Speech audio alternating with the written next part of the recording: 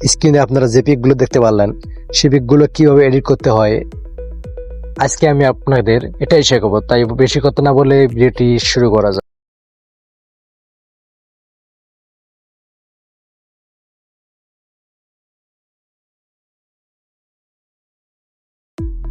এরকম pick edit করার জন্য আপনাকে যেতে হবে প্লে স্টোরে গিয়ে সার্চ দিবেন জেমিনি।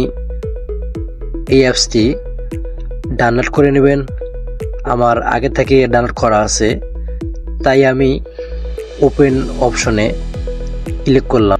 ক্লিক করার পর দেখবেন একটা প্লাস আইকনে চাপ দিবেন।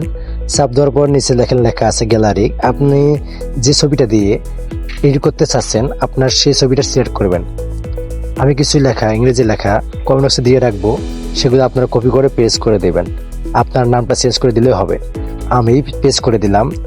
একটু লোডিং নিতেছে, আমি একটু ওয়েট করলাম। ওয়েট করার পর দেখেন বন্ধুরা আমাকে খুব সুন্দর করে একটি ছবি জেনারেট করে দিয়েছে। বন্ধুরা আজকের ভিডিওটি এই পর্যন্ত। ভিডিওটি ভালো লাগলে লাইক কমেন্ট শেয়ার করবেন। চ্যানেলটি সাবস্ক্রাইব করে পাশে থাকবেন। ধন্যবাদ সবাই।